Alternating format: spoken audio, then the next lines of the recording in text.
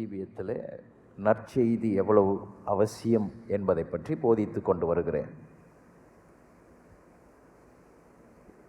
ஏன் நற்செய்தி முக்கியம் அப்படின்றதும், அந்த நற்செய்தியினால் ஒரு உலகத்தில் ஒருத்தர் நல்லா இருக்கிறார், ஒருத்தர் நல்லா இருப்பார் அப்படின்னு சொல்கிற அந்த நல்ல செய்திக்கே இருக்கிற ஆற்றலை பற்றி சொன்னேன். ஒருத்தர் நான் நல்லா இருக்கிறேன்னு சொன்னாலே அது எவ்வளோ பெரிய நல்ல செய்தி. அந்த செய்தி எப்படி கெட்ட செய்தியை கேட்டு இருதயம் உடைஞ்சி போய் துக்கம் அடைஞ்சி சரீரத்திலேயே பலவீனம் அடைஞ்சி ஒருவருடைய ஆழ்த்துவமே மாறி, ஒருவருடைய சரீர நிலைமையே மாறி, அவர் இருதயம் பாதிக்கப்பட்டு எப்படியெல்லாம் அது உடலையும் சரீரத்தையும் வாழ்க்கையும் பாதிக்குதுன்றதெல்லாம் நான் சொன்னேன். அதனால் நற்செய்தி கேட்டால் ஒரு தெம்பு வந்துடுது, முகமே மாறிடுது, மகிழ்ச்சி ஆகிடுது, வாழ்க்கையை உற்சாகப்படுத்துது. அது பெரிய ஒரு துர்செய்தி நிறைந்த உலகத்தில் வாழ்வதற்கு ஒரு உத்வேகத்தை கொடுக்குது என்பதெல்லாம் நான் காட்டினேன். இரண்டாவது சொன்னேன், இந்த நற்செய்தி இயேசு உலகமெங்கும் போய் பிரசங்கிக்க சொன்னார் என்பதை பற்றி சொன்னேன்.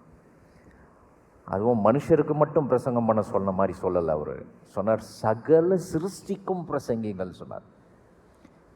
இப்படி சொல்லியிருக்கலாம், சகல தேசத்தாருக்குன்னு சொல்லியிருக்கலாம்.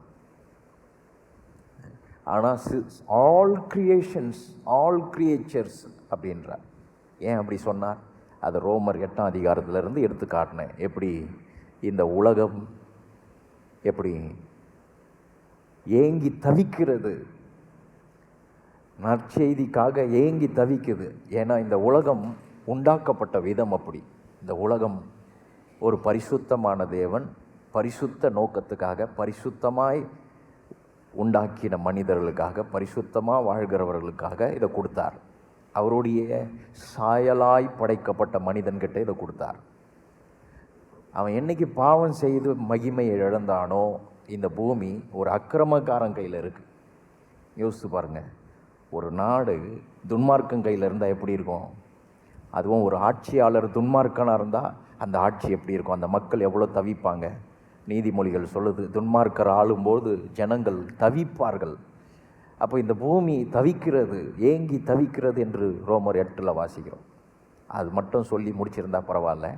இந்த உலகம் அந்த நற்செய்தியை கேட்டுவிட்டது, படைப்புகள் எல்லாம் கேட்டுவிட்டது. நோவா காலத்தில் எல்லாம் கதவை திறந்த உடனே உள்ளே போயிட்டாங்க. எல்லா படைப்புகளும், மிருகங்கள் எல்லாம் உள்ளே ஓடிடுச்சு. அதுக்கெல்லாம் நம்ம காப்பாற்றப்படுவோம், நம்ம இனம் காப்பாற்றப்படும்னு தெரிஞ்சு உள்ளே போயிடுச்சு. ஆனால் மனிதன் அதை கேட்க மனதில்லாமல் அழிந்து போனான். அதை கேட்டு உள்ளே வருவதற்கு அவனுக்கு இடமில்லை. அதான் மனுஷ புத்தி, மனுஷனுடைய மனக்கடினம், கல் நெஞ்சம். கடவுள் அவனுக்கு எதுக்கு தேவைப்படுது? என்னை காப்பாற்று, எனக்கு சோறு கொடு, துணிமணி கொடு. இந்த உலகத்தில் இருக்கிற அற்ப விஷயங்களுக்கு மனிதன் ரொம்ப பெரிய கடவுளை பிடிச்சிக்கிட்டான். மனிதன் என்ன பண்ணுறான்? உண்மையான தெய்வத்துக்கு முன்னே வந்து நிற்க முடியாததுனால அவனே ஒரு தெய்வத்தை உண்டாக்கி, ஏன்னா உண்மையான தெய்வத்துக்கிட்ட வரணுன்னா அவர் பரிசுத்தர், அவருடைய நிபந்தனைகளுக்கு அடிப்படையில் அவன் வரணும். இவனாக ஒரு தெய்வத்தை உண்டாக்கிட்டான்னா நான் என்னெல்லாம் சொல்கிறேனோ அதை நீ செய்யணும். அதனால தான் வேதம் இப்படி சொல்லுது, நாமல்ல அவரே நம்மை உண்டாக்கினார். அந்த எண்ணம் தான். ஏன் நம்மளால் ஒரு உருவத்தை வழிபட முடியலன்னா, நான் உருவாக்குனேன்னா அப்போ அவருக்கு நான் தான் கடவுள், அந்த கடவுளுக்கு நான் கடவுளாகிறேன். என்ன அவர் உண்டாக்குனதுனால நான் கடவுள் கிடையாது, நான் அவருடைய ஜனம். இந்த ஜனத்தை விரும்புகிறது, இந்த பரிசுத்த ஜனத்தை இந்த உலகம் விரும்புகிறது. தேவ சாயலில் உண்டாக்கப்பட்ட மனுஷன் என்னை ஆளுகை செய்யணும் அப்படின்னு இந்த சிருஷ்டிப்பு, படைப்பு விரும்புகிறது. அதனால் இந்த படைப்பு ஏங்கி பிரசவ வேதனைப்படுது. தவிக்கிறதுன்னு சொல்ல மட்டும் இல்லை, காத்திருக்கிறதுன்னு வேதம் சொல்லது மட்டும் இல்லாமல் பிரசவ வேதனைப்படுகிறதுன்னு சொல்லி. பிரசவ வேதனைன்னா என்ன? It started conceiving. அது கர்ப்பம் தரிச்சிடுச்சு, பிள்ளை பெறுவதற்காக காத்துட்ருக்கு. அது படைப்பு சுவிசேஷத்தை கேட்டுவிட்டது, மனிதன் தான் கேட்கவில்லை. ஸோ இன்றைக்கி நான் இன்னும் அதை பற்றி ஆழமாக பேசலாம் அப்படின்னு நினைக்கிறேன். போன வாரத்தில் சொன்னதை வேணால் திரும்ப உங்களுக்கு ஞாபகப்படுத்துகிறேன். ஏன் குட் நியூஸ், ஏன் நற்செய்தி நமக்கு தேவைப்படுது, ஏன் நற்செய்தி பிரசங்கிக்கப்படுது, இயேசு ஏன் உலகமெங்கும் போய் இதை சொல்லுங்கள்னு ஏன் சொன்னார்? கொஞ்சம் யோசிச்சு பாருங்கள். அவர் சொன்ன அந்த நொடியிலிருந்து இந்த உலகத்துக்கு எவ்வளோ நேரம் சீஷர்கள் கடந்து வந்திருப்பார்கள், அந்தந்த பட்டணங்களுக்கு எவ்வளோ நேரம் ஆகிருக்கும். அதை அப்போ இருக்கிறவங்க கிட்ட சொல்லி ஆகணும். அப்போ தான் அடுத்த தலைமுறைக்கு அதை கொண்டு போக முடியும், அடுத்த சந்ததிக்கு அதை பாஸ் பண்ணி விட முடியும் இந்த நியூஸை. ஆனால் என்ன நடக்குது, இந்த செய்தியை கொண்டு வரத்துக்குள்ளே எவ்வளோ பேர் அதை கேட்காமையே செத்து போயிட்டாங்க. அப்போது ஒவ்வொரு 2 நிமிஷத்துக்கும் ஒரு மனுஷன் சாகுறான். இந்த செய்தியை கேட்காமையே எவ்வளோ பேர் செத்து போயிடுறாங்க. இன்றைக்கி கூட இந்த செய்தியை கேட்காமையே தேவன் அவர்களுக்கு வைத்திருக்கிற அந்த நற்செய்தியை கேட்காமையே, ஏன்னா இயேசு நம்புகிறார், இந்த சுவிசேஷத்தை விசுவாசிக்கிறவன் ரட்சிக்கப்படுவான். இதை பிரசங்கிக்கும் போது அதை கேட்கிறவன் ரட்சிக்கப்படுவான். அவன் தேவனுக்கு சொந்தமாயிடுறான். அவன் தேவன் உண்டாக்கின அந்த நோக்கத்திற்கு, அவன் அந்த ஒரிஜினாலிட்டிக்கு, அந்த அத்தன்டிசிட்டிக்கு அவன் உள்ளே வந்துடுறான். அவன் தன்னை மாற்றிக்கொள்ளுகிறான். கடவுளுடைய அந்த திட்டத்துக்கு திரும்பவும் அவன் தன்னை மாற்றிக்கொள்ளுகிறான். இந்த படைப்பை ஆளுகை செய்வதற்கு தகுதி பெறுகிறான். இந்த உலகத்தில் மாத்திரம் இல்லை, இம்மையிலும் இனி வரும் காலத்தில் தேவன் வைத்திருக்கிற அந்த வாழ்வுக்கும் அவன் தன்னை பாத்திரவான் ஆக்கிக்கிறான். அப்போ இந்த சுவிசேஷத்தில் அவ்வளோ வல்லமை இருக்குது, அவனை உருவாக்குது. அவனை இன்னைக்கு கூட நான் சுவிசேஷம் என்ன செய்யுன்றதை சொல்ல போகிறேன், நமக்கு என்ன செய்யுன்றதை சொல்ல போகிறேன். ஒரு நல்ல செய்தி ஒரு மனுஷனுக்கு ஆறுதலையும் தைரியத்தை நம்பிக்கையும் கொடுக்கணும். தேவனுடைய நற்செய்தி நமக்கு என்ன மாதிரி பாதிப்புகளை ஏற்படுத்தும் அதை பற்றி சொல்ல போகிறேன். அதுக்கு முன்னாடி நான் சொன்னேன், ஏன்னா இது கெட்டு கிடக்குது, இந்த உலகம் கெடுக்கப்பட்டிருக்கிறது. மனிதன் பாவத்தினால் இந்த உலகத்தை கரைப்படுத்திட்டான். கர்த்தர் சொன்னார், உன் நிமித்தம் இந்த பூமி சபிக்கப்பட்டிருக்கிறது, பூமி சாபத்தில் இருக்குது.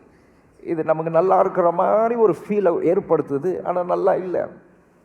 பாவம் செஞ்ச பிறகு கர்த்தர் ஆதாமை பார்த்து என்ன சொன்னார்? நீங்கள் வாசித்திருக்கிறீங்களா? ஆதியாகமம் 3 அதிகாரத்தில் கர்த்தர் சொல்கிறாரு, பூமி உன்னால் சபிக்கப்பட்டிருக்கு, நீ பூமியை கெடுத்துட்டேன்றாரு. அப்போ பூமி கெட்டு போனதுன்றத நம்ம பார்க்குறோம். அடுத்து பூமியை பற்றி சொல்கிறாரு, 17வது வசனம், நீ உயிரோடு இருக்கும் நாளெல்லாம் வருத்தத்தோடு அதன் பலனை புசிப்பா. நீ பட போகிற கஷ்டம் பெருசாக இருக்கும், நீ கஷ்டப்பட்டு தான் இந்த பூமியில் சாப்பிடுவேன் அப்படின்னு சொல்லிட்டார். அப்போ கர்த்தர் பாவத்துக்கு பிறகு இதெல்லாம் சொல்லும்போது, அப்போ இது ஆசீர்வாதம் கிடையாது, இது சாபம். இந்த பூமி நமக்கு எந்த நிலைமைக்கு மாறிடுச்சுன்னா கஷ்டப்பட வைக்குது நம்மளை. அதனால தான் நீதிமொழிகள் சொல்லுது, தேவனுடைய ஆசீர்வாதம் ஐஸ்வர்யத்தை தரும், அதனோடு வேதனையை அவர் கூட்டார். அதில் வேதனை இல்லை, ஆனால் இங்கே வேதனையோடு தான் நீ புசிப்ப, வருத்தத்தோடு புசிப்ப அப்படின்னா. 18, அது உனக்கு முள்ளும் குறுக்கும் முளைப்பிக்கும். நீ விதைச்சது நெல், ஆனால் கூட சேர்ந்து அதுவும் வளரும், நீ விதைக்காததும் கூட சேர்ந்து வளரும் அப்படின்றார். அப்புறம் சொல்கிறாரு, நீ வெளியின் பயிர் வகைகளை புசிப்ப. கஷ்டப்பட்டு அது அறுவடை செய்து காத்திருந்து நீ கிடைக்குமா, வளருமா, டெய்லி போய் பார்த்து. ஆனால் அதுக்கு முன்னாடி எப்படி, அவன் பிறக்கிறதுக்கு முன்னாடி எல்லாம் ரெடியாக இருக்குது. புசிப்புக்கு நல்லதும் புசிப்புக்கு இன்பம், பார்வைக்கு 2 அதிகாரம் 9 வசனம், தேவனாகிய கர்த்தர் பார்வைக்கு அழகும் புசிப்புக்கு நலமான சகல விருட்சங்களையும், தோட்டத்தின் நடுவே ஜீவ விருட்சத்தையும் நன்மை தீமை அறியத்தக்க விருட்சத்தையும் பூமியிலிருந்து முளைக்க பண்ணினார். அது ஆசீர்வாதம். சாபம் என்ன? நீ வெளியின் பயிர் வகைகளை புசிப்பாயினா நீ அது காஞ்சி வருமா, 100 மடங்கு வருமா, நல்லா இருக்குமா, கெட்டு போயிடுமா, பூச்சி அடிச்சிடுமா, நீ பயந்துக்கிட்டே தான் காத்துட்ருக்கணும். அப்படி தான் உன் பயிர் இருக்கும், உன் பயிர் வகை அப்படி தான் இருக்கும். அப்படிதான் சொல்கிறார், உன் பயிர் வகைகளை சாப்பிடுவாய்னா. எல்லா நேரமும் ஒரே மாதிரி வகை இருக்காதுப்பா. சில நேரத்தில் உனக்கு நல்ல வகையாக கிடைக்கும், சில நேரத்தில் ஏமாற்றமாக இருக்கும். பார்த்துருக்குறீங்களா? அப்படி பிச்சு பார்த்தா அழுகி கிடக்குது. மரத்துலேருந்து பறிக்கும் போதே சப்புன்னு இருக்குது, டேஸ்ட்டே இல்லை. ஆனால் 2ஆம் அதிகாரத்தில் வாசித்து காட்டினேன், புசிப்புக்கு நலமும் பார்வைக்கு அழகும். எவ்வளோ பியூட்டியும் எவ்வளோ டேஸ்டியும் கடவுள் உண்டாக்குனார். ஆனால் பாவம் கெடுத்து போட்டு சாப்பிட்ற விஷயத்தில் கை வச்சிடுச்சு, உழைப்பை கெடுத்துச்சு. 19, நீ பூமியிலிருந்து எடுக்கப்பட்டபடியால் நீ பூமிக்கு திரும்ப மட்டும் உன் முகத்தின் வேர்வையால் ஆகாரம் புசிப்பாய். உன் முகத்தின் வேர்வையால் ஆகாரம் புசிப்பாய்னா வேர்வை உடலுக்கு நல்லதுங்க சொல்கிறாங்க. சில வியாதிக்கு வேர்வை வெளியில் வர்ற வரைக்கும் நடக்கணும். உடம்பு வேர்வை வர்ற வரைக்கும் நடந்தோன்னா உடலில் இருக்கிற சுரபிகள் எல்லாம் நல்லா வேலை செய்யும், ஜீரண சக்தி உண்டாகும். வேர்வை வர்ற வரையும் ஒரு டாக்டர் அட்வைஸ் பண்ணுறார், டெய்லி நடங்க. எவ்வளோ நேரம் நடக்கலாம் அப்படின்னு. வேர்வை வர்ற வரையும் நடங்க. வேர்வை வர்ற வரைக்கும் நடக்கணும். சும்மா நடந்துக்கிட்டு அப்படியே மெதுவாக நடந்துக்கிட்டு அப்படியே பாட்டு கேட்டுக்கிட்டு நடந்துக்கிட்டு அப்படியே ஜாலியாக நடந்துக்கிட்டு அப்படியே நின்று பேசிக்கிட்டு எங்கேயாவது ஒரு குளிராக இருக்குமான்னு பார்த்து நின்றுட்டு அப்படிலாம் இல்லை. வேர்த்து கொட்டினா நல்லதுன்றாங்க. அப்போ வேர்வை உடலுக்கு நல்லது, ஆனால் சாபத்தோடு சேர்த்து பேசப்பட்டிருக்கு. அப்படின்னா வேர்வை பற்றி பேசலை. வேர்வை உடலுக்கு நல்லது, வேர்வை உடலுக்கு வந்து ஆகணும். ஆனால் வேர்வை தானா பிரச்சனை இல்லை, வேர்வை மட்டும்தான் வாழ்வாக இருக்குது. உழைக்கிறோம், உழைப்பு, ஆனால் எந்த பிரயோஜனமும் இல்லை, எந்த லாபமும் இல்லை. பொத்தல் பையில் போட்ட மாதிரி இருக்குது, கிழிஞ்ச பையில் போட்ட மாதிரி இருக்குது. போன வாரம் ஒரு படம் பார்த்தேன்னு சொன்னல, நான் சின்ன வயசில் ஒரு படம் பார்த்துருக்குறேன், பழைய படம். அது அவன் ரோட்டில் போவான், ஒரு 4 கிடைக்கும், 4 கிடைக்கும். அதை பாக்கெட்டில் போட்டுக்குவான். இது கிழிஞ்ச பாக்கெட்டில் போட்டுட்டு அவன் நேரம் ஹோட்டலில் போய் ஆர்டர் பண்ணி சாப்பிட்டுன்னு இருப்பான். கடைசியில் கை கழுவிட்டு பாக்கெட்டில் கை விடுவான், காணும். நேரம் மாவரைக்கிறதுக்கு போயிடுவான். நிறைய நேரத்தில் நம்ம பொத்தல் பையில் போட்டது தான் கையில் நிற்கிறதே இல்லை. நம்ம உழைப்பை சுரண்டுகிறது இந்த உலகம். அதனால் நம்ம நல்லா இருக்கிறோம்னு நினச்சிக்கிறோமா? நல்லாலாம் இல்லை.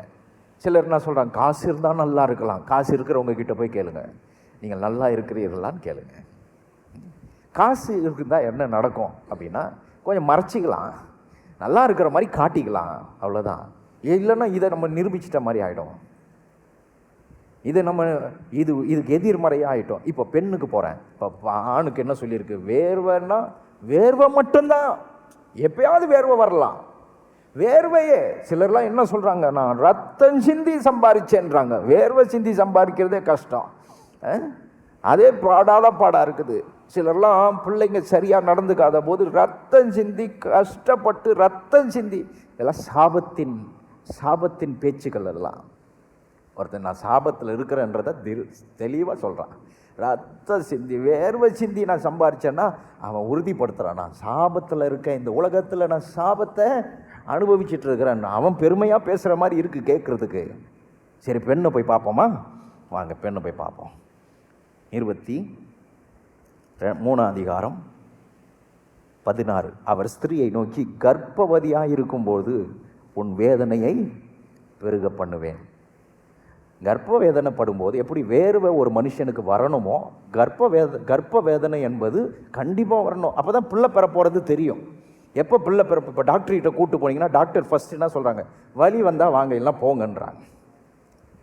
வலி வந்தால் வாங்கன்னா, அப்போ வலி அவசியம். ஒரு பிள்ளை பெறப்போவதை அது அறிவிக்கிறது, பிள்ளை பெறப்போகிற நேரத்தை அது அறிவிக்கிறது வலி. ஆனால் இங்கே சொல்லியிருக்கிறது என்னென்னா, மிகவும் வேதனை. பிள்ளை பெறும்போதே சில தாய்மாருங்க சேர்த்துடுறாங்க, பிள்ளையை பெற்றெடுக்கிறதுக்கு போராடுறாங்க. அதுவும் இந்த சுகப்பிரசவம்னு ஒன்று சொல்கிறாங்க பாருங்கள், அது எவன் பேர் வச்சான்னு தெரில. ஆப்ரேஷன் பண்ணி கூட பிள்ளை எடுத்துட்டா போதும், ஊசி போட்டு எதாவது பட்டா சுகப்பிரசவத்துக்கு படாத பாடுபடுத்துவாங்க பாருங்கள். அந்த வலி தான் இப்போது ரொம்ப மோசமான வலி. வேதனையோடு தான் பிள்ளை பெறாங்க. சிலர் என்ன சொல்கிறாங்க, இல்லையே டாக்டர்கிட்ட போனால் ஊசியை போட்டு வலி இல்லாமல் பிள்ளையை பெற்றுடுறோன்னு. பிள்ளையை நீங்கள் வலி இல்லாமல் பெற்று இந்த வார்த்தையை நிஜமாக்கிட்டீங்களா? இது வார்த்தையை பொய்யாக்கிட்டீங்களா? இது இல்லை, வலி இல்லாமல் பிள்ளையை பெற முடியும்னு நிரூபிச்சிட்டிங்களா? கிடையாது. சில பேர் என்ன சொல்கிறாங்க, அது இல்லைங்க, டாக்டர்கிட்ட போனேன், கண்ணை மூடு, ஊசி போட்டார், மயக்க மருந்து கொடுத்தாங்க, பக்கத்தில் பிள்ளை படுத்துட்டு இருக்குது. சிலர் என்ன சொல்கிறாங்க, இதைத்தான் வேதனைன்றாங்க. கிடையாதுங்க. அந்த பிள்ளையை பெற்ற பிறகு அது படுத்துட்டு இருக்கோம் கட்டிலில், காலை ஆட்டிக்கிட்டு கையை ஆட்டிக்கிட்டு பெற்றுட்டு இருக்கோம். நம்மளும் பார்த்து ரசிச்சுக்கிட்டு இருப்போம். அப்படியே ரசித்து ரசித்து ரசித்து கோபம் தான் வர ஆரம்பிக்கும். வளர வளர வளர கோபம் வருது. அந்த குழந்தைகளை அப்படியே கட்டி அணைச்சி, என் செல்லம் உன்னை பெற்றதுக்கு நான், அந்த வார்த்தை வாயில் வர்ற அளவுக்கு வாழ்க்கையே வெறுக்கிற அளவுக்கு பிள்ளை வேதனை தருது. பிள்ளை பெறும் போது இருக்கிற வேதனையை விட பிள்ளையை வளர்த்து அதை ஆளாக்கி அதை ஒரு கல்யாணம் பண்ணி அதை ஒரு வாழ்க்கை வாழுமான்னு பார்க்குற அளவுக்கு நம்மளுடைய வேதனை. அதை விட மோசமான வேதனையை சொல்லவா? ஏதோ பெத்தெடுக்கிறது மட்டுமா இயேசு கர்த்தர் சொல்லியிருக்கிறார் இந்த இடத்துல? பெத்தெடுக்கிறது மட்டுமா இந்த உலகத்தில் பிரச்சனைன்னு சொன்னார்? இல்லைங்க, அதை வளர்த்து பாருங்க. பிள்ளைங்களாம் இன்னைக்கு கேட்குதுல்ல, எனக்கு என்ன செஞ்சிட்டேன்னு. உன்னை வளர்த்துருக்குறோம், நாங்கள் உன்னை வளர்த்து ஆளாக்கியிருக்கிறோம். அது பெரிய சாதனை. ஒவ்வொரு பெற்றோருக்கும் கூப்பிட்டு அவார்டு கொடுக்கணும். நம்ம உன்னை வளர்த்துருக்குறேன் நான். அதுவும் முதல் 5 வருஷம் வளர்க்குறது இருக்குது பாருங்க. நீ எல்லாத்தையும் மேலே ஆக்கிக்குவேன். நாங்கள் அதை கழுவணும், சுத்தம் பண்ணணும். உன்னை அழகாக ஒவ்வொரு முறையும் உன்னை கழுவி சுத்தம் பண்ணணும். அசிங்கத்தெல்லாம் நாங்கள் பொறுத்துக்கிட்டோம். என்ன வளர்த்துட்டீங்க, என்ன பண்ணிட்டீங்க? உங்களை வளர்த்துருக்குறாங்க, ஆளாக்கியிருக்கிறாங்க, நம்மளை வளர்த்துருக்காங்க. பெற்றோரெல்லாம் ஆகி பாருங்கள், உங்களுக்கு தெரியும் அந்த வழி. இப்போ பேசுகிறோம்ல, பெற்றோர் ஆன பிறகு தெரியும் உங்களுக்கு. என் தாய் எவ்வளோ கஷ்டப்பட்டுருப்பாங்க, என் தகப்பன் எவ்வளோ கஷ்டப்பட்டுருப்பாருன்னு அப்போ தான் தெரியும் வழி. இப்போ தெரியாது உங்களுக்கு. அன்றைக்கி அப்பாவை கொஞ்சம் மதிச்சிருக்கணும்னு, அப்போ அம்மாவை மதிச்சிருக்கணும்னு எப்போ புத்தி வரும்? நம்ம அப்பாவா அம்மாவா மாறின பிறகு தான் தெரியும் வழி, எவ்வளோ கஷ்டப்பட்டாங்க நமக்காக. ஆனால் அதை விட வேதனை வலி எது தெரியுமா? பெத்தெடுத்தது மட்டும் இல்லைங்க, வளர்க்குறது மட்டும் இல்லைங்க, நம்ம சாகிறதுக்கு முன்னாடி நம்ம பிள்ளை சாகுதே. பெற்றோர்கள் வாழ்ந்து கொண்டிருக்கும் போது பிள்ளைகள் வாழ வேண்டிய காலத்தில் பிள்ளைகள், நிறைய பிள்ளைகள் பெற்றோருக்கு முன்னாடி சாகுதே. அந்த வேதனையை பற்றி பேசணுமா? நிரூபிச்சிட்டோமா இந்த உலகத்தில் நம்ம நல்லா இருக்கிறோன்னு? இல்லை. பாவத்தின் சம்பளம் மரணம். இந்த உலகம் பாவத்தினால் கெட்டு போனது. அதனால தான் தெரு தெருவா வால் போஸ்ட் பார்க்கிறோம். உலகமே பாவத்தால் கெட்டு போயிருக்கு. அப்போ கெட்டு போயிருக்கிறது என்பதை புரிந்து கொள்ள வேண்டும். சிலர் என்ன சொல்றாங்க, ஏங்க இது தீமை பேசுறீங்க, தீமையெல்லாம் பேசாதீங்க, அதெல்லாம் அதை பற்றி பேசாதீங்க அப்படின்றாங்க. அதனால கேட்க விருப்பம் இல்லை. சிலருக்கு கேட்க விருப்பம் இல்லை, அதனால தீமை பேசாதீங்க. சிலர் என்ன சொல்றாங்க, இதெல்லாம் ஏற்றுக்கணுங்க, இதெல்லாம் அக்செப்ட் பண்ணி போயிட்டு இருக்கணுங்க அப்படின்னு சொல்றாங்க. இதை அக்செப்ட் பண்ணிக்கணும். இந்த கண்டிஷன்லாம், இதெல்லாம் பற்றி பேசாதீங்க, இதெல்லாம் ஏற்றுக்குங்க, இந்த கண்டிஷன்ஸ்லாம், இந்த சூழலெல்லாம் ஏற்றுக்கிட்டு அதோடு வாழ பழகி கொள்ளுங்கள்ன்ட்டாங்க. ஸோ இந்த உலகம் இதையெல்லாம் அட்ஜஸ்ட் பண்ண கற்றுக்குச்சு. ஆமாம், வாழ்க்கைன்னா அப்படி தான், மனுஷன்னா அப்படி தான், பிள்ளைங்கன்னா அப்படி தான், புருஷனா அப்படி இப்படி இருக்கதாம்மா செய்வார். கேட்டு பாருங்கள் காலையில் செய்தியை. புருஷன் வேணா எப்படி வேணா இருக்கலான்னு வேதம் சொல்லுதா? பொண்டாட்டி மட்டும் கீழ்ப்படியணும்னு சொல்லியிருக்கா? புருஷன் அப்படி இப்படி இருப்பார், நீ தான் அட்ஜஸ்ட் பண்ணிக்கணும். அப்படி எத்தனை தாய் புத்திமதி சொல்லி அனுப்பியிருக்காங்க தெரியுமா?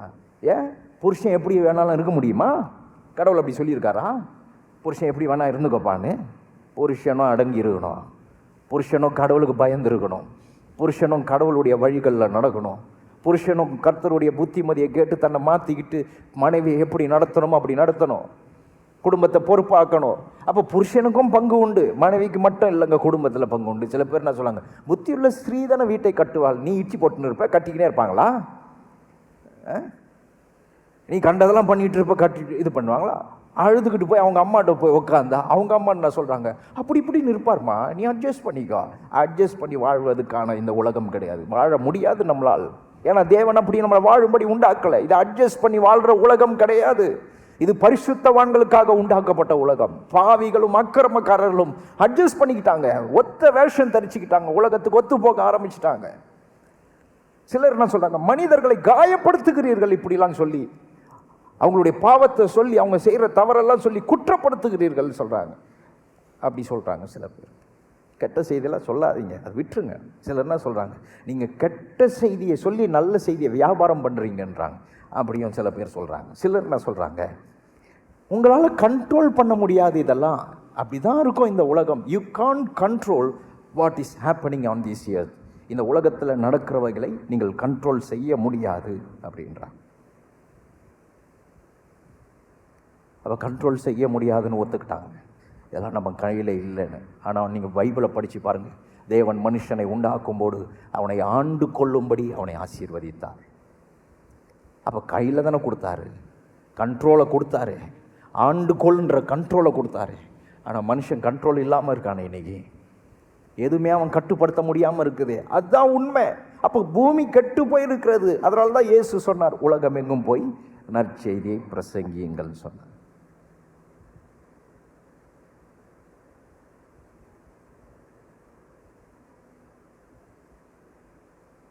மத்தேயு 4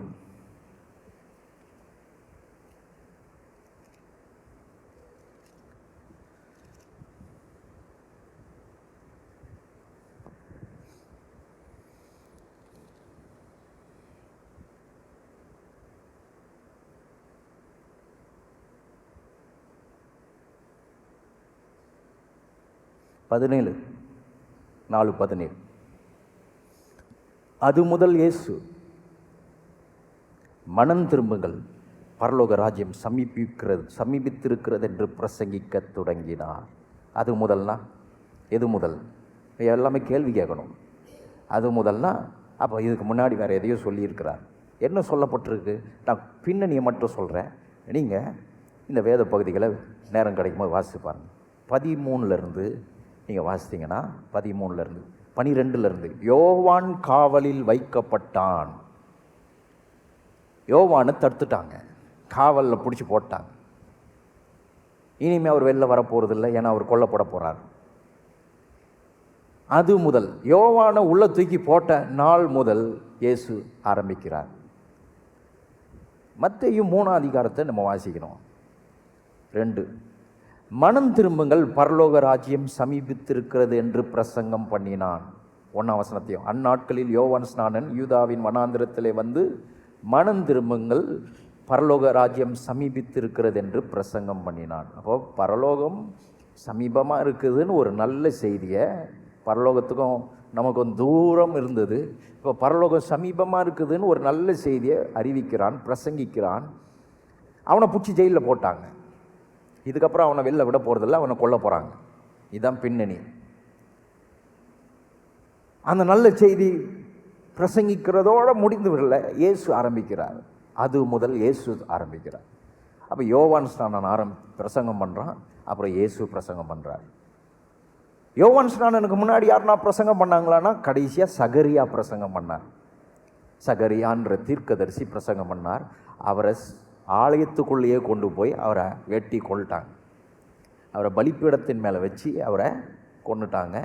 அதுக்கப்புறமா கர்த்தர் என்ன பண்ணார்? பிரசங்கிக்கிறவர்களை நிறுத்தி விட்டார். பிரசங்கிக்கிறவர்களே, நான் அனுப்புகிற ஆளெல்லாம் நீ வெட்டிகிட்டு இருக்கிற, கொன்னுட்டு இருக்கிற, இனிமேல் உனக்கு நீ கேட்குறதுக்கு உனக்கு மன விருப்பம் இல்லை.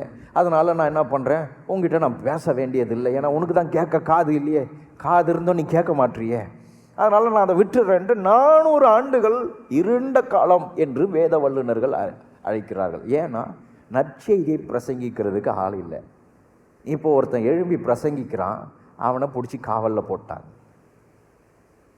அதாவது நற்செய்தி இருக்குது, ஆனால் நற்செய்தியை கேட்கறதுக்கான மனது இல்லை. அதுதான் இதை விட மோசமான நிலை இந்த உலகத்தில். அதாவது பிரசங்கம் எங்கேயுமே நல்ல செய்தி இல்லை அப்படின்னா நம்ம சொல்லலாம், பாருங்கள் கெட்டு கிடக்குது அப்படின்னு சொல்லலாம். இல்லை எப்படி, அதாவது பூமி சபிக்கப்பட்ட பூமியாக இருக்குது, மனிதன் போராடிக்கிட்டு இருக்கிறான்றது கெட்ட செய்தியாக இருந்தால் கூட, இதை விட மோசமான கெட்ட செய்தி என்னன்னா, அவ்வளவு கேட்க முடியாத அளவுக்கு நற்செய்தியே கிட்ட நெருங்கி வந்து நற்செய்தியே சொல்லுகிறவர்கள் வந்தால் கூட அவர்களையும் தூக்கி சிறையில் போட்டு அவரையும் சிலுவையில் தொங்க விடுகிற அளவுக்கு அவர்களுடைய மனது கடினமாக இருக்குது. உலகம் பாவத்தில் கிடக்குது, சாபத்தில் கிடக்குதுன்னா மனிதன் இருளடைந்து இருக்கிறான், மனிதன் மோசமாக இருக்கிறான். அது ஒரு பக்கம் பார்க்கணும். இதில் இருந்தெல்லாம் வெளியே வந்திருக்கிறீர்களா? இதிலேருந்து வெளியே வந்துட்டீங்களா? அப்படின்னா நீங்கள் வெளியே வரலன்னா இதை நீங்கள் கேட்கணும்.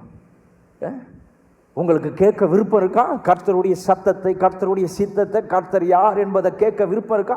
கேட்க முடியாத காதுகளாக இருக்கா? அப்படின்னா இந்த காதுகள் இன்னும் பாவத்தில் சாபத்தில் கிடக்குது. சொல்ல வந்தவரையே கொல்றதுக்கு சிறையில் போடுறாங்க, சொல்ல வந்தவரையே சிலுவையில் தொங்க விடுறாங்க. அதுவும் தேவகுமாரனே வந்து சொல்ல வந்திருக்கிறார். வேற யாருன்னா வந்தால் தான் கொன்னுடுறானுங்க. உண்டாக்கினவரே பூமிக்கு வரும்போது அவரை எப்படி வரவேற்றிருக்கணும்? அவரை எப்படி வரவேற்றாங்க? அப்போது அவருக்கு காட்டின அந்த அந்த மனப்பான்மை மனிதனுடைய இருளடைந்திருக்கிறான் என்பதை காட்டு.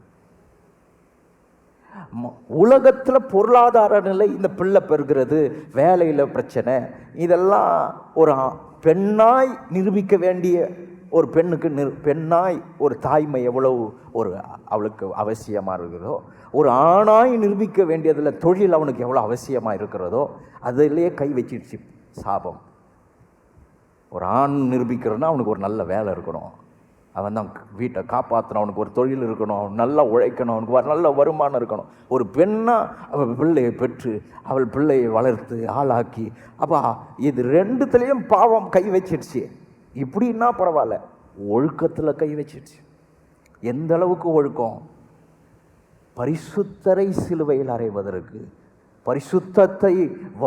பரிசுத்தத்துக்கு நேராய் வருந்தி அழைத்த யோவான் ஸ்நானனை சிறையில் வைக்கிற அளவுக்கு அவ்வளவு புத்தியும் கெட்டு போச்சு. நம்ம வெளியில தான் உலகம் கெட்டு கிடக்கிறோம். வேலை இல்லாமல் இருந்தா ஐயோ, ஆதியாகமம் 3ஆம் அதிகாரம் நம்ம கண்ணு முன்ன வருது பார்.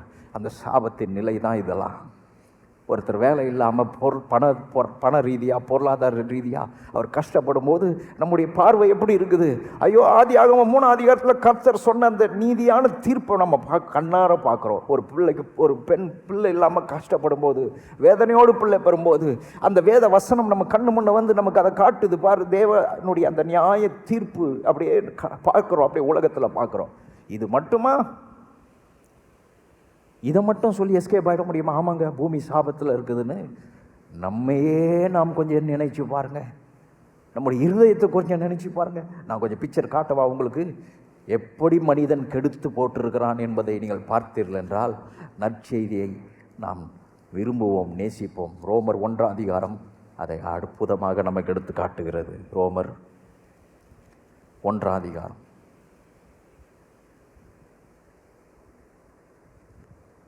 16ஆம் வசனம். ரோமர் 1:16. கிறிஸ்துவின் சுவிசேஷத்தை குறித்து நான் வெட்கப்படேன். அவர் ஆரம்பிக்கிறார் ரோமர் தேசத்தில் வாழ்கிற ஜனங்களுக்கு. அவர் சொல்கிறார், சுவிசேஷத்தை குறித்து நான் வெட்கப்படேன். ஏன்னா அன்னைக்கு நிறைய பேர் என்ன நினச்சாங்க?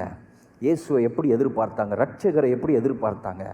ஒரு மன்னனாக, ஒரு மாமன்னனாக, ஒரு ராஜா வீட்டில், ஒரு அரண்மனையில் பிறந்து நம்ம எல்லாம் ஒரு ராஜாவாக காப்பாற்றுவார், ராஜாவாக இருந்து நமக்கு உதவியாக இருப்பாருன்னு பார்த்தா, ஒரு மாட்டு தொழுவத்தில் பிறந்து, ஒரு தச்சன் வீட்டில் வளர்ந்து, ஒரு மீனவர்களோட, ஒரு படிப்பறிவே இல்லாதவர்களோட சுற்றிக்கிட்டு தெருவா சுற்றிக்கிட்டு கிடந்தவர், கடைசியாக கள்ளர்கள் நடுவில் சிலுவையில் தொங்கினவர். இவர் தான் எங்கள் ரட்சகரா? இவர் தான் எங்கள் மேசியாவா? இவரை தான் நாங்கள் நம்பணுமா? இவரை தான் நாங்கள் ஏற்றுக்கணுமா? முடியவே முடியாது. நாங்கள் என்ன கற்பனை பண்ணி வச்சிருக்கிறோமோ அப்படி வர சொல்லு, அப்புறம் தான் ஏற்றுக்குவோம். இப்படி நாங்கள் இப்படிப்பட்டவரை நாங்கள் ஏற்றுக்க முடியாது. நாங்கள் எங்கள் கற்பனையில் இருக்கிற மாதிரி ஒருத்தரை விரும்புகிறோம், அப்படி அனுப்பி வையும். இப்போ கடவுளுக்கே இவங்க புத்தி போட்டுருவங்க. அதனால தான் நான் வெள்ளிக்கிழமை ஆராதனையில் பேசிட்டு வரேன். சாத்தான் தான் யார்? மனுஷன்தான் சாத்தான். அதனால தான் இயேசு லிட்ரலாகவே சாத்தான்னு சொல்லும் போது பக்கத்தில் கூட இருந்த சீஷர்களை சொன்னார், அப்பால போ சாத்தானேன்னு பேதுருவை பார்த்து சொன்னார், பிசாசுன்னு யூதாஸை பார்த்து சொன்னார். கடவுளுக்கு ஒரு எதிரி இருப்பான்னா அவன் மனுஷன்தான். அவனை விட மோசமான எதிரி வேற யாருமே இருக்க முடியாது. கடவுளையே எதிர்த்து நிற்கிறவன், கடவுளையே பரிசோதனை பண்ணவன், கடவுளையே கேள்வி கேட்டவன் நான் எப்படி நம்புவேன்றான். ஆனால் அவர் நம்புகிறார். ஒவ்வொரு நாளும் அவரை நோக்கி வருவோம், அவரை தேடுவோம், அவருக்காக வாழ்வோன்னு அவர் நம்புகிறார். அதனால தான் அடுத்த நாளை நம்ம எதிர்பார்க்குறோமே இல்லையா, அவர் கொடுக்குறார். நாட்களை கூட்டி கொடுக்குறார், வருடத்தை கூட்டி கொடுக்குறார், வாழ்க்கையை அவர் தழைத்தவங்க பண்ணுகிறார். ஏன்னா அவர் நம்மளை நம்புகிறார், மாறுவாங்க. ஆனால் கடவுளையே மனுஷன் சோதித்தான், கடவுளையே கேள்வி கேட்டான். இதெல்லாம் உலகத்தினுடைய அவலட்சணம். இவர்கள் பவுல் இந்த வார்த்தையை சொல்லும்போது, நான் வெட்கப்படேன்னு சொல்லும்போது, அன்னைக்கு சிலுவை என்பது, அதுவும் அதில் மரித்தவரை அறிவிக்கிறது என்பது சிலுவை என்பது ஒரு வெறுக்கப்பட்ட நபருக்கு கொடுக்கப்படுகிற தண்டனை. சட்ட ரீதியாய் தண்டிக்கப்பட்டவராக இருந்தால் கூட சிலுவை மரணத்தை யாருமே அந்த காலத்தில் விரும்ப மாட்டாங்க. ஏன்னா அது ஒரு நல்ல மரணமாக கருதப்படலை, இல்லை நல்ல தண்டனையாக கருதப்படலை. குறிப்பாக ரோமர்கள், பவுல் ரோமர்கள் கிட்ட நான் வெட்கப்படேன்னு சொல்லும்போது, ரோமர்கள் சிலுவை மரணத்தை அவர்கள் பிறருக்கு தான் கொடுத்தார்களே தவிர தங்கள் பிரஜைகள் யாருக்கும், தங்கள் குடிமக்கள் யாருக்கும், ரோம குடிமக்கள் ஒருவரும் சிலுவையில் மரித்ததாக சரித்திரமே கிடையாது. ரோமர்கள் ஒருவரையும் தாங்கள் சிலுவையில் கொண்டு போய் தொங்க விட்டதே கிடையாது. அதுவும் அவர்கள் இப்போல்லாம் இந்த நம்ம வீட்டிலலாம் ஊர்லலாம் அப்போல்லாம் இப்போ அப்படி பேசுகிறாங்களான்னு தெரியல. இப்போல்லாம் ஈஸியாக போயிட்டு வந்துடுறாங்க. போலீஸ் ஸ்டேஷனில் வாசலில் போனால் நிறைய பேர் நின்றுக்கிறாங்க. ஒரு காலத்தில் இப்படி சொல்லுவாங்க, எங்கள் வீட்டிலலாம் எங்கள் குடும்பத்திலலாம் எங்கள் முன்னோர்கள்லாம் போலீஸ் ஸ்டேஷன் பக்கமே கால் வச்சது கிடையாது. வராதிங்க சார், எங்கள் வீட்டாரெலாம் வராது. அந்த மாதிரி தான் ரோமர்களை கைது பண்ணி கூட கூப்பிட்டு போனது கிடையாது. ரோமர்கள் கைது கூட பண்ண மாட்டார்கள். அதுவும் அழைப்பு மட்டும்தான் வரும். ஒருத்தர் வந்து அழைப்பு கொடுத்துட்டு போவார், ஏதோ உங்கள் மேலே குற்றம் இருக்குதான் வர சொல்கிறாங்கன்னு. அந்த மாதிரி தான் அவர்கள்.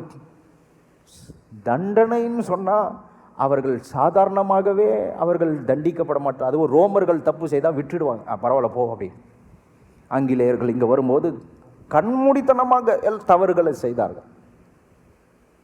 அதிலிருந்து நமக்கு விடுதலை கிடைச்சி இன்றைக்கி அந்த சுதந்திரத்தை, அந்த குடியரசு, நம்முடைய அரசை கொண்டாடுகிறோம். நாம் நமக்குன்னு ஒரு அரசை அமைத்து கொண்டோம், அதை கொண்டாடுறோம். ஏன்னா அவன் நம்ம கண்மூடித்தனம், அவன் இஷ்டத்துக்கு என்ன வேணாலும் செஞ்சு அவனை கேட்கறதுக்கு யாரும் கிடையாது.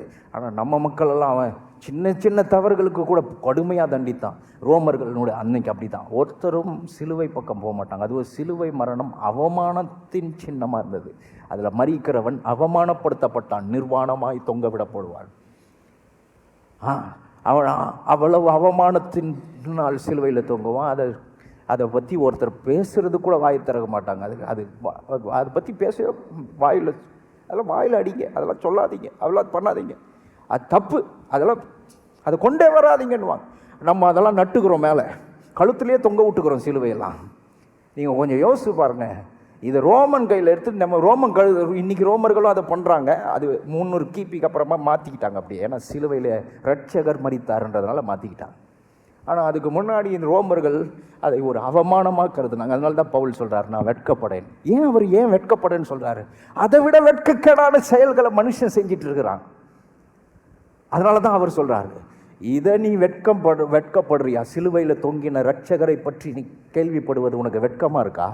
நான் உனக்கு காட்டுகிறேன், நீ அதை விட வெட்கமான நிலைமையில் இருக்கிறாய் அப்படின்னு காட்டுறார். எப்படி காட்டுறார் பாருங்க. ரோமர் 1:29.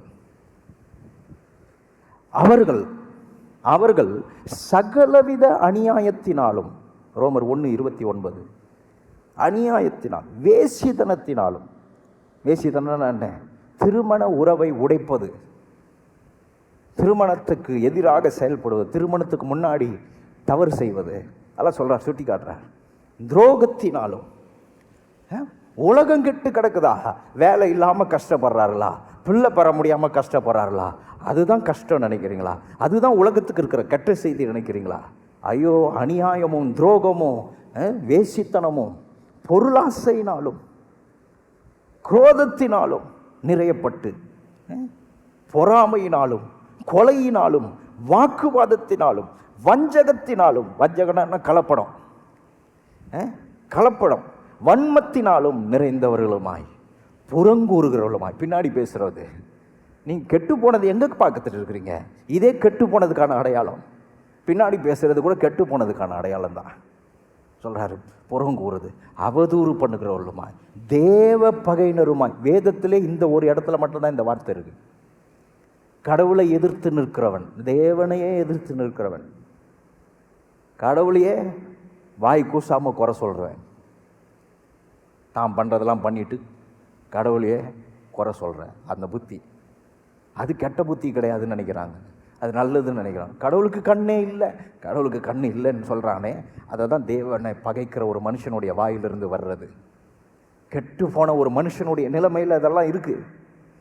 தேவ பகையினருமாய், துராகிருதம் பண்ணுகிறவர்களுமாய், அகந்தை உள்ளவர்களுமாய், வீம்புக்காரருமாய். இதெல்லாம் நேரம் இல்லை, ஒவ்வொரு வார்த்தைக்கு நான் நிறைய முறை விளக்கம் சொல்லியிருக்கேன். ஏன்னா வாய்ப்பு கிடைச்சா இந்த போதனையிலேயே வேணா நான் அதை எடுத்து காட்டுறேன். நான் நிறைய முறை இதை சொல்லியிருக்கேன். இந்த ஒவ்வொன்றுத்துக்கும் அர்த்தம் சொல்லியிருக்கேன். கிரேக்க வார்த்தையை எடுத்துக்கொண்டு நம்ம நினைக்கிறது வேற, இதில் சொல்லியிருக்கிறது வேறெல்லாம் நான் உங்களுக்கு எடுத்து காட்டுறேன். ஒரு லிஸ்ட்டு, ஒரு சின்ன கிளிம்ஸ் காட்டிகிட்டு இருக்கிறேன். இந்த கெட்ட குணங்கள் மனிதன் கெட்டு போயிருக்கிறான்னு காட்டுது. கடவுள் உலகத்தை மட்டும் பூமி உன்னிமித்தம் சபிக்கப்பட்டிருக்குதுன்னு சொன்ன உடனே ஆமாங்கன்னு ஒத்துக்க முடியும் இன்னைக்கு. ஏன்னா நான் இப்போ கொஞ்ச நேரத்தில் சொல்லி காட்டினேன். ஆமாம், உழைப்பில் கஷ்டப்படுறான், பிரசவத்தில் கஷ்டப்படுறாங்க அப்படின்னு. ஆனால் இந்த விட மோசமான நிலைமை, அதை விட மோசமான நிலைமை மனிதனுடைய நிலைமை. பொல்லாதவைகளை யோசித்து பிணைக்கிறவர்களுமா, பெற்றாருக்கு கீழ்ப்படியாதவர்களுமா. பெற்றோருக்கு கீழ்ப்படியாத நிலைமை கூட கெட்டு போன நிலைமை. நீங்கள் பிள்ளை கீழ்ப்படியலைன்னா பிள்ளை எதுவும் சொல்லாத, பிள்ளை பாவம். பிள்ளை பாவம்னா ரெண்டு அர்த்தம் இருக்குது. பாவம்னா ஐயோ பாவம் அப்படின்றது இல்லை, பிள்ளை பாவம், பிள்ளை கெட்டு போயிருக்குது, அதனால தான் பிள்ளை கீழ்ப்படிய மாட்டுது. நம்ம என்ன நினச்சினுக்கிறோம், ஆமாம் பாவம், பிள்ளை திட்டாத, பிள்ளை அடிக்காத, பிள்ளை கெட்டு போயிடுச்சு, புத்தி கெட்டு போயிடுச்சு. 31 உணர்வு இல்லாதவர்களுமா, தவற உணர்றதே கிடையாது அப்படின்னா மனுஷன் கெட்டு போயிட்டான். அடுத்து சொல்லுது உடன்படிக்கைகளை மீறுகிறவர்களுமா. உடன்படிக்கை என்னன்னு, ஒரு ஒப்பந்தம் பண்ணிட்டு அதை மீறுறது. திருமண ஒப்பந்தத்தை எவ்வளோ பேர் மீறுறாங்க, திருமணத்துக்கு எதிராக எவ்வளோ பேர் வாழ்கிறாங்க. சுபாவ அன்பு இல்லாதவர்களுமாய். சுபாவ அன்புனா என்ன, இயற்கையாகவே ஒரு மனுஷனுக்கு இயற்கையாக ஒரு அன்பு இருக்கும், அது கூட கிடையாது. காலையில் சொன்ன ஒரு நல்ல பையனை எப்படி பார்ப்பீங்க? ஒரு நல்ல பையனை எங்கே பார்க்க முடியும்? அம்மாவை எப்படி நடத்துகிறான் அவன் தான் நல்ல பையன். தன் கூட பிறந்த தங்கச்சி அக்காவை எப்படி நடத்துகிறான் அவன் தான் நல்ல பையன். அவன் தான் நல்ல பையன். நல்ல பையனை எங்கே தெரிஞ்சிங்க? நல்லா சம்பாதிச்சா நல்லா இருக்கிறவன் நல்ல பையனா? நல்ல வேலையில் இருந்தால் நல்ல பையன். சும்மா வாயில் சொல்லிக்கிறது. நல்ல பையனாக இருந்தால் சொல்லுங்கள், எவன் நல்ல பையன்? அம்மாவை கை ஓங்காதவன் தான் நல்ல பையன். அப்போ தான் அவன் தன் மனைவியை கையை ஓங்க மாட்டான். தன் சகோதரிக்காக பொறுப்பாக அவளை கரை சேர்க்கிறதுக்காக வாழ்கிற ஒரு நல்ல சகோதரன் அவன் தன் நம்பி வந்த பெண்ணையும் காப்பாற்றுவான். வீட்டிலே பார்த்துடலாம் அவன் நல்லவனா கெட்டவனானு. நீங்கள் போய் ஊரில் தேடினுக்கிறீங்களா நல்ல பையனை கெட்ட பையனா? உங்கள் வீட்டில் இருக்கிறவன் நல்லவனா கெட்டவனான்னு நான் சொல்கிறேன் இந்த மாலை வேலை. ஏன்னா அவனுக்கு இயற்கையாக ஒரு அன்பு இருக்கும்ல, அது கூட கிடையாது.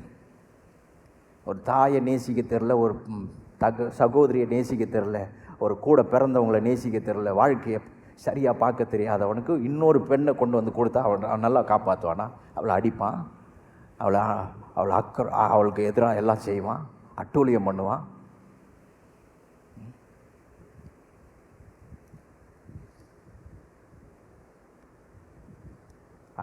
சுபாவ அன்பு இல்லாத இணங்காதவர்கள். இணங்காதவர்கள்லாம் என்ன?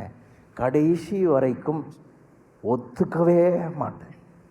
கடைசி வரைக்கும் இந்த ஒத்துக்காத ஒரு பெண், ஒத்துக்காத ஒரு புருஷன், அவங்களாம் நல்லா இருப்பாங்களா? அவங்க நல்லா இருக்க முடியுமா? அவங்களால வாழ்க்கையை நல்லா ஆக்கிக்க முடியுமா? வாய்ப்பே இல்லை ராஜான்னு ஒருத்தர் சொன்னார். நானும் இந்த மாலை வேலை சொல்கிறேன், வாய்ப்பே இல்லை ராஜா. நீ ஒத்துக்கவே மாட்ற, உன் தவறை ஒத்துக்கவே மாட்ற, உன் பிழையை ஒத்துக்கவே மாட்ற, இணங்கவே மாட்ற. சரி பரவாயில்லனே வாயில் வரமாட்டுது. கொஞ்சம் சொல்லுங்கள், பரவாயில்ல எங்கே வந்துச்சு சொல்லுங்கள், சும்மா பரவாயில்ல. டம்ளர் விழுந்தால் பரவாயில்லன்னு சொல்லுங்கள், தட்டு விழுந்தால் பரவாயில்லன்னு சொல்லுங்கள், ஏதாவது விழுந்துச்சுன்னா பரவாயில்லன்னு சொல்லுங்கள். இரு போட்டோம் வச்சுக்கிறேன் இரு.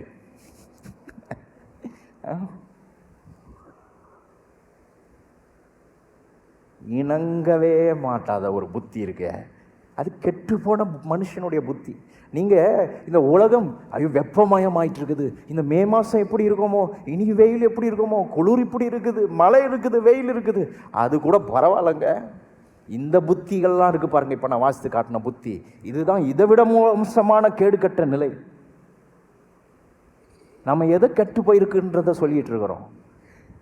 மனுஷனே கெட்டு போயிட்டான். உலகம் கெட்டு போனது ஒரு பக்கம் இருந்தால் கூட மனுஷனே கெட்டு போயிட்டான். அதனால தான் நான் அந்த வசனத்தை மத்தேயு 4ஆம் அதிகாரத்துலேருந்து வாசித்து காட்டினேன்.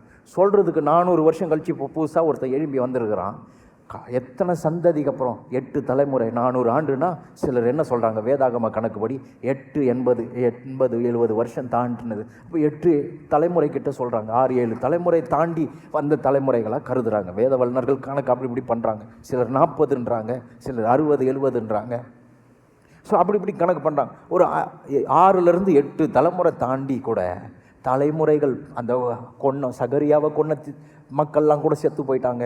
சரி, இப்போ இந்த சந்ததியாவது ஒரு புதுசாக திங்க் பண்ணோன்னு பார்த்தா அப்படியே புதுசாக எழும்பி ஒருத்தன் பிரசங்கம் பண்ணுறான், யோவான் ஸ்நானன், அவனை சிறையில் போடுது. அப்படின்னா நற்செய்தியை கேட்க இடமே இல்லை உள்ள. ஹலோ, இருக்கிறீங்களா? நல்ல செய்தியை கேட்குறதுக்கு இந்த உலகத்தில் இல்லை. இப்போ நீங்கள் இப்படி உட்காந்து கேட்டுட்ருக்குறீங்களே, இது எதை காட்டுதுன்னா, நான் இந்த நிலைமையில் இல்லை, அதுக்காக கர்த்தருக்கு ஸ்தோத்திரம். என்னை மீட்டெடுத்ததுக்காக கர்த்தருக்கு ஸ்தோத்திரம். அவர் சிந்தின ரத்தம் என்னை காப்பாற்றியதுக்காக ஸ்தோத்திரம். இந்த காதுகள் இந்த நற்செய்தியை பாராட்டுகிறதற்காக ஸ்தோத்திரம். இல்லைன்னா நீங்களும் நானும் கூட இப்போ நம்ம சிறையில் தூக்கி போட்டுருவோம். இதில் பேசுகிற ஆளை தூக்கி போட்டுருவோம். இல்லைன்னா அவர் பேசும்போது கேட்க மாட்டோம். சிறையில் தான் போடணுன்னு அவசியம் இல்லை. நிராகரிப்போம். Just will ignore it.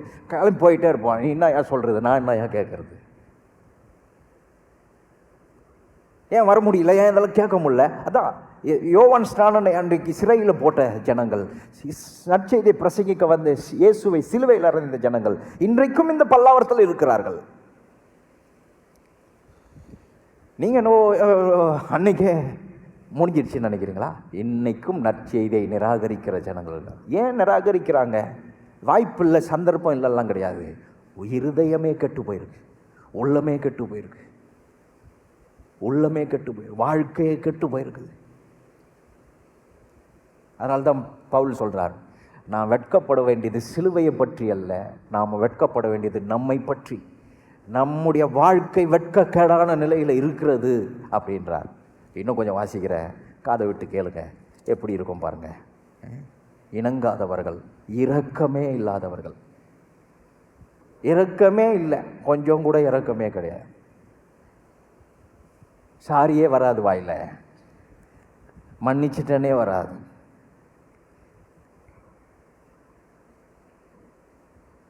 இரக்கமே இல்லை. அதோடு நிறுத்தி இருந்தால் பரவாயில்ல. 32 சொல்கிறார், இப்படிப்பட்டவைகளை செய்கிறவர்கள் மரணத்துக்கு பாத்திரர்களாக இருக்கிறார்கள் என்று தேவன் தீர்மானித்த நீதியான தீர்ப்பை அவர்கள் அறிந்திருந்தும். அதாவது இதெல்லாம் கடவுள் வெறுக்கிற காரியம், இதெல்லாம் கடவுள் தீர்ப்பாக எழுதிட்டார். இப்படிப்பட்டவன் மரணத்துக்கு பாத்திரன். மரணம்னா இந்த வெறும் இந்த சரீரம் செத்து போகிறதுக்கு மட்டும் இல்லைங்க, காலகாலமாக கடவுளுக்கு அவனுக்கு எந்த சம்பந்தமே இல்லை, உனக்கு எனக்கு பந்தமே இல்லைன்ற ஒரு நிலை. மரணம்னா என்ன? பிரிவு. இந்த உலகத்தை விட்டு பிரிகிறதோ சரீரத்தை விட்டு பிரிகிறதோ நல்லது, நிம்மதியானது. ஏன்னா எந்த பில்லும் கட்ட வேண்டியதில்லை, எந்த லோனும் கட்ட வேண்டியதில்லை. அதனால தான் சில கிறிஸ்தவர்லாம் சந்தோஷமாக பாடுவாங்க, பார்த்துருக்கீங்களா? வாரும் மாறும் மணவாளனே, வாரும் நேசரே, நான் காத்திருக்கிறேன். வாரும்னா என்ன? அடைக்காமல் ஓடிடலாம்.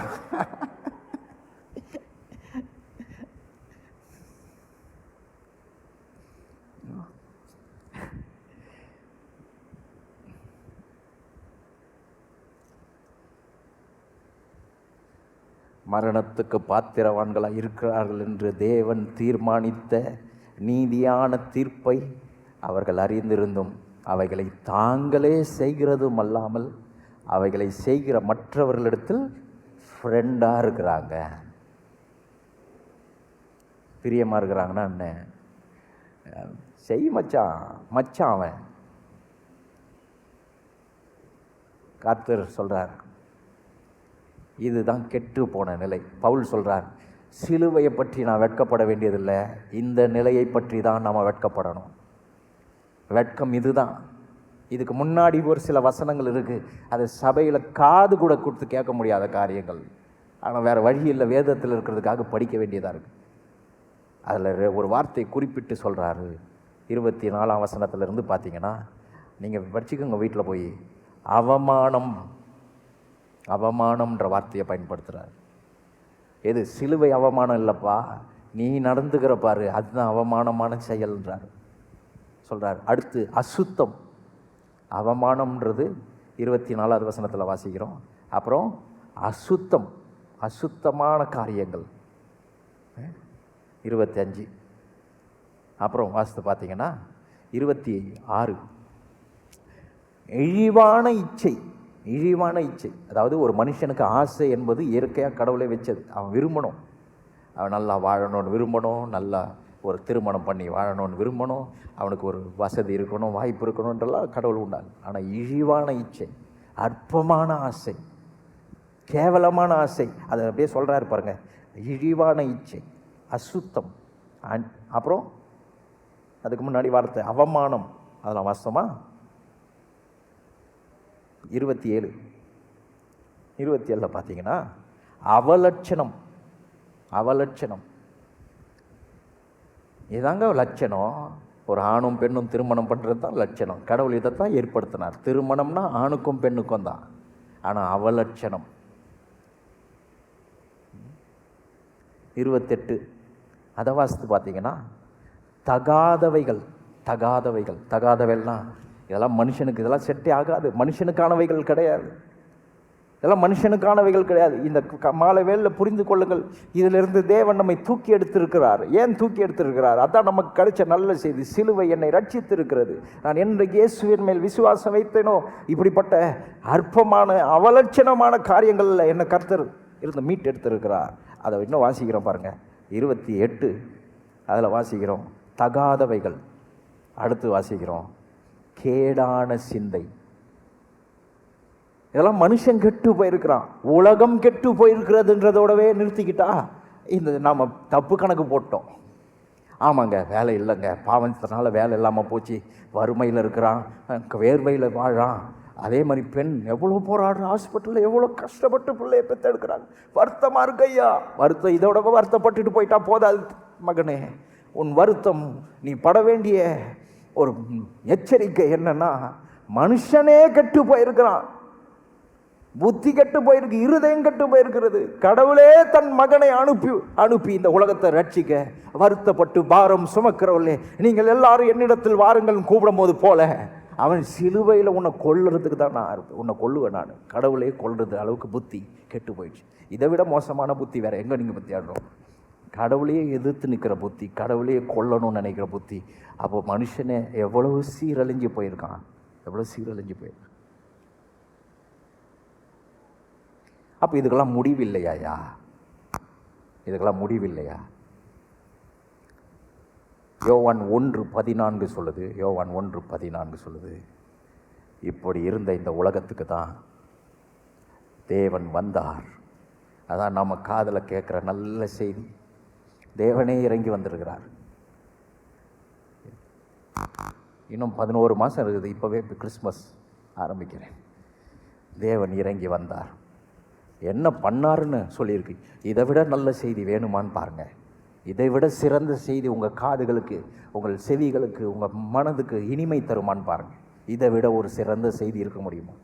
அந்த வார்த்தை மாம்சமாகி கிருபையினாலும் சத்தியத்தினாலும் நிறைந்தவராய் நமக்குள்ளே வாசம் பண்ணினார். வாசம் பண்ணினார். எல்லாம் சொல்லுங்கள், வாசம் பண்ணினார். வாசம் பண்ணினார்னா என்ன? பிச் த டென்ட் அப்படின்னு சொல்லப்பட்டிருக்கு. இதான் இந்த வாசம் பண்ணினாருக்கு அர்த்தம் என்னன்னா, அவர் வந்து கூடாரம் போட்டுக்கிட்டாராம். கூடாரம் போட்டு டென்ட் மாதிரி கூடாரம் போட்டு உட்காந்துட்டார். இங்கே தான் நான் இருக்க போகிறேன், இதை சரி பண்ணாமல் போகிறதே கிடையாது. நான் வந்துருக்கிறேன், நான் சரி பண்ணுவேன், நான் இதை சரி பண்ணுவேன். நான் வந்து ஐயோ இதுக்கு நான் போக மாட்டேன்ப்பா. இப்போது ஒரு மோசமான ஒரு ஊருக்கு உங்களை அனுப்பி வைக்கிறாங்கன்னா நீங்கள் இங்கேயே யோசிச்சிருவீங்க, அங்கே விசாரித்து. இப்போ கூகுள்லாம் இருக்குது, அந்த ஊர் மக்கள் எப்படி, அந்த ஆட்கள் எப்படி. கொஞ்சம் யூடியூப்லலாம் போட்டிங்கன்னா நிறைய பேர் இருக்கிறாங்க. இப்போலாம் யூடியூப்பில் பைத்தியங்களாம் சுற்றிட்டு இருக்கிறாங்க. கண்ட தகவலை அப்படி மாற்றி பரிமாறி இருக்கிறாங்க. இது அப்படி ஆக்கும், இது இப்படி ஆக்கும்னு சொல்லியே பயம்புறுத்து. இப்போ யூடியூபர்ஸ் ஒரு பக்கம் ஆரம்பிச்சிருக்கான். அந்த காலத்தில் ரேடியோ ஆன் பண்ணால் தான் நியூஸ் வரும், இல்லைனா ஆஃப் பண்ணிட்டு போயினே இருக்கலாம். இப்போ யூடியூப் ஃபோன் பக்கத்தில் இருக்குது, பாக்கெட்டே இருக்குது. ஏதாவது ஒரு செய்தி பிரேக்கிங்னு ஒவ்வொருத்தரும் கண்ட செய்தியை சொல்லிகிட்டு இருக்கிறான். எட்டி பார்த்தாலே சில இடத்துக்கு போகவே விருப்பம் இருக்காது. இந்த ஊருக்குள்ளே போனால் அந்த ஊர் எப்படி இருக்கும், அந்த நாடு எப்படி இருக்கும், இந்த மக்கள் எப்படி இருப்பாங்க, இந்த குடும்பம், சில பொம்பளை பிள்ளைங்களாம் கல்யாணம் பண்ணிட்டு போகிறதுக்கு பயம். எப்படி என்ன நடத்துவானோ தெரில, என்ன பண்ணுவானோ தெரில, எங்கள் அப்பா என்ன நல்லா பார்த்துக்கிட்டாரு, இந்த மனுஷன் என்ன செய்வானோ, இந்த குடும்பத்தார் என்ன பண்ணுவாங்களோ, பயந்தே பிள்ளைகள் நிறைய பேர் இப்போ திருமணத்துக்கு தள்ளி இருக்கிறாங்க. கல்யாணம் பண்ணிக்கலாமா வேணாவா, இதுக்கு வேறு ஏதாவது வழி இருக்கா, என்ன பண்ணுறது? ஏன்னா இந்த உலகத்தில் பல காரியங்களை நீங்கள் பார்த்தில்லை என்றால் ஆசைலாம் போயிடும். ஒன்றும் இல்லை, இங்கே கல்யாணம் ஆனவங்க நிறைய பேர் உட்காந்துக்கிறாங்க. அவங்கள கூப்பிட்டு கேளுங்க, கல்யாணம் பண்ணிக்கிட்டு இருக்கீங்களே, நான் பண்ணிக்கலான்னு இருக்கிறேன், நீங்கள் என்ன சொல்கிறீங்கன்னு கேட்டு பாருங்கள். அவங்க வாயிலிருந்து வரக்கூடிய பொன்னான வார்த்தை என்ன தெரியுமா? பண்ணிக்காத, நான் படுறேன், வேணாம். இல்லை பிரதர், பண்ணி தான் வைக்கணும். ஒரு பக்கம் நம்ம பிள்ளைகளுக்கு பண்ணி வச்சா கூட ஒரு பயம்தான். என்ன பயம்? என் பிள்ளைய அங்கே என்ன பண்ணுவாங்களோ, நான் பட்ட கஷ்டம்லாம் என் பிள்ளை படக்கூடாதுலாம் நம்ம யோசிக்கிறோம். ஏன்னா இந்த உலகம் கெட்டு போய் மட்டும்தான் கிடக்குது, கெடுக்கிறவர்கள் மட்டும்தான் இந்த பூமியில் வாழ்ந்துட்டுருக்காங்க. தன் பிள்ளைய அனுப்புனா அவர் திரும்பி போகாமல் pitch the tent, வாசம் பண்ணினார்னா pitch the tent, அவர் கூடாரம் போட்டு தங்கிட்டார். இதை சரி பண்ணிட்டு தான் போவேன்,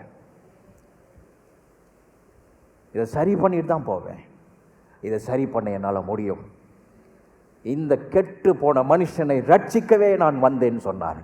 ஐயோ வேணான்னு திரும்பி போயிடல, கெட்டு போன மனுஷனை சந்திக்கவே வந்தேன்.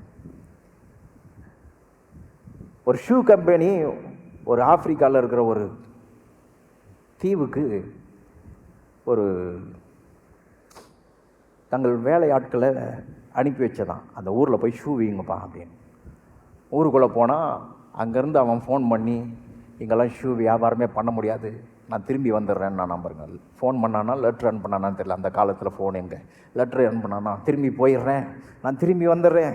ஏன்னா இந்த ஊரில் ஒருத்தன் கால்லையும் செருப்பு கிடையாது, செருப்பே ஒருத்தனும் போட்டுல, எல்லாம் வெறும் காலில் சுற்றுறான். நான் ஷூவை விற்கவே முடியாது, இங்கே ஷூ வியாபாரம் நடக்க வாய்ப்பே இல்லை, என்னை கூப்பிடுங்க நான் திரும்பி வந்துடுறேன். இன்னொருத்தன் சொன்னான், என்ன அனுப்புங்க. ஏவன் காலில் ஷூ இல்லையா, அவன் காலில் நான் மாட்டி விட்றேன். அவன் வந்து ஷூவாக அனுப்பி வைக்க சொன்னானா பாருங்க, எனக்கு அனுப்புங்கன்னால முடியும். நான் அப்புறம் பார்த்தா அந்த ஊரை எல்லாம் ஷூ போட ஆரம்பித்தாங்க. இது நிஜமாக நடந்தது. அவங்க ஷூவெல்லாம் போட ஆரம்பித்து கடைசியில் அது ஒரு பெரிய ஷூ கம்பெனியாக அந்த ஊரில் மாறிச்சான். அங்கேயே போய் ஷூ உற்பத்தியே பண்ண ஆரம்பிச்சிட்டாங்க. அப்படி தான் ஆண்டவர் வந்து ரட்சிப்பை நமக்கு கொடுத்து, சுவிசேஷத்தை நமக்கு கொடுத்து, பிறருக்கு அறிவிக்கிறவர்களாய் இன்றைக்கு வரைக்கும் மாற்றி கொண்டிருக்கிறார். அவர் தான் மாற்ற வந்தார். கடைசியில் நம்மையும் அந்த வேலையை செய்கிறவர்களா சொன்னார், போய் எனக்கு சீஷர் ஆக்குங்கள்னாரு. நீங்கள் சீஷர்கள் இந்த 12 பேர் போதும், வேற யாரும் வேணாம் சொன்னார். உலகம் எங்கும் போய் சகல மனுஷருக்கும் சுவிசேஷத்தை பிரசங்கித்து அவர்களுக்கு பிதா குமாரன் பரிசுத்த ஆவியின் நாமத்தினாலே ஞானஸ்நானம் கொடுத்து எனக்கு சீஷர் ஆக்குங்க. அப்படின்னா இயேசு என்ன சொன்னார்? நான் செய்கிற வேலையை இந்த உலகத்தில் இருக்கிற மனுஷர்களையும் செய்ய வைக்க என்னால் முடியும்.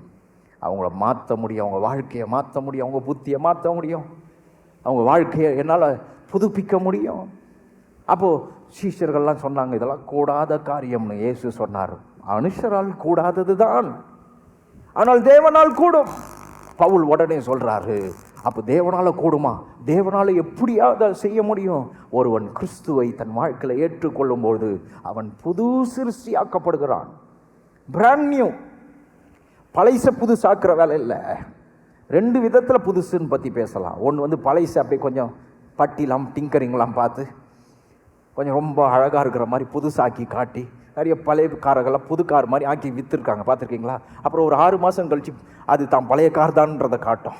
அந்த மாதிரி பைக்கெல்லாம் கொஞ்சம் செலவு பண்ணாமல் வாங்கிறதுக்கு கஷ்டப்பட்டுட்டு பழைய பைக்கை வாங்குவாங்க. அந்த பழைய பைக்கை வாங்கும் போது அது புதுசாக பொலிவாக இருக்கும், மின்னும் ஜொலிக்கும், அது போகிற வேகம் கூட நல்லா இருக்கும்.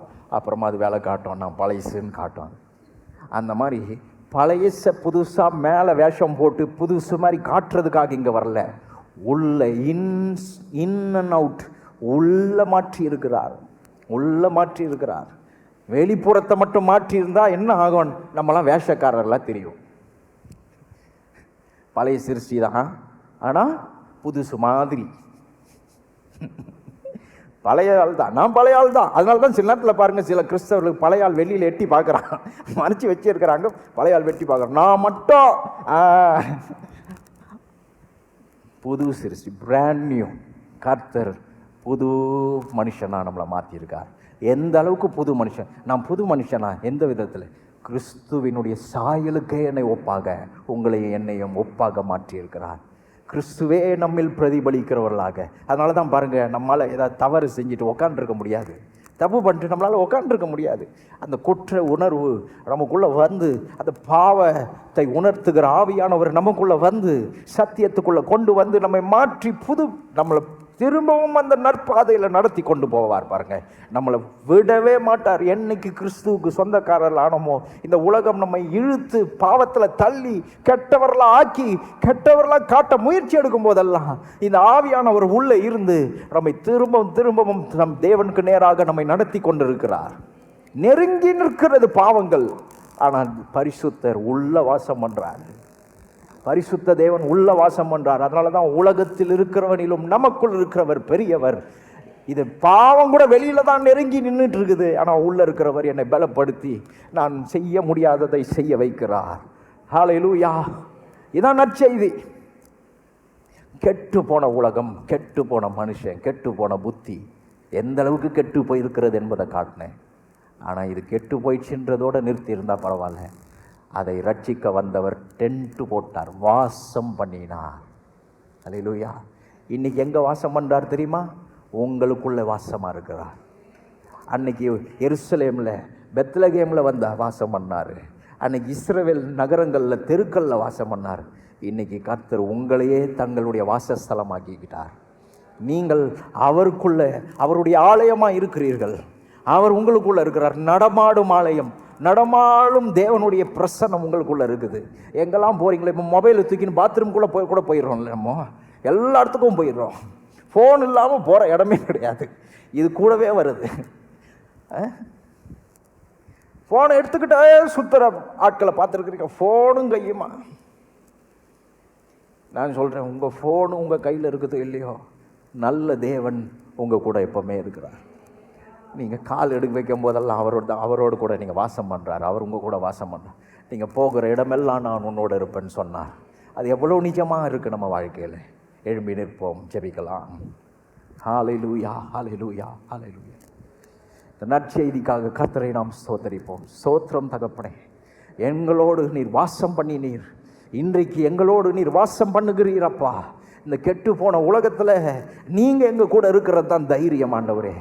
கெட்டு போன மனிதர்களுக்கு நடுவில் நீங்கள் எங்கள் நடுவில் எங்கள் வாழ்க்கையில் இருப்பது தான் ஆண்டவர் எங்கள் ஆசீர்வாதம், பாக்கியம். ஓ ஸ்தோத்திரம், ஸ்தோத்திரம், ஸ்தோத்திரம் தகப்பனே. நன்றியோடு துதிக்கிறோம். ஒவ்வொரு உள்ளத்தையும் பலப்படுத்தும், ஒவ்வொருவரையும் தேற்றி இருக்கிறீர், தைரியப்படுத்தி இருக்கிறீர். வாழ்க்கை குறித்த ஒரு புது உத்வேகத்தை, புது தெம்பை கொடுத்துருக்கிறீர். சோர்ந்து போக வேண்டியது இல்லை. தேவன் என் நடுவில் இருக்கும்பொழுது, உலகத்தில் இருக்கிறவனிலும் பெரியவர் என் நடுவில், என் வாழ்க்கையில், என் குடும்பத்தில் இருக்கும்பொழுது நான் பயப்பட வேண்டியதில்லை என்கிற அந்த நல் மனதை கொடுத்திருக்கிறீரப்பா. நல்ல செய்தியை எங்கள் இருதயத்தில் விதைத்திருக்கிறீர் ஆண்டவரே. அதை கொண்டு போய் வாழ்க்கையை நாங்கள் முன்னேறி செல்ல எங்களை இன்றைக்கு இந்த மாலை வேளை வார்த்தையினால் ஆசீர்வதித்திருக்கிறீங்கப்பா. உமக்கு ஸ்தோத்திரங்களை ஏறெடுக்கிறோம், நன்றிகளை ஏறெடுக்கிறோம் ஆண்டவரே. ஒவ்வொருவரையும் ஆசீர்வதி, ஒவ்வொரு தேவைகளையும் உமது நாமத்தை அவர்கள் வாழ்விலே மகிமைப்படும். மகிமையும் கனமும் புகழ்ச்சியும் ஒருவருக்கு ஏறெடுக்கிறோம். இயேசுவின் மூலம் ஜெபிக்கிறோம். நாம் எல்லாரும் சொல்லுவோம். தயவுசெய்து உட்காரவும். கர்த்தருக்கு ஆணைக்கு செல்வோம்.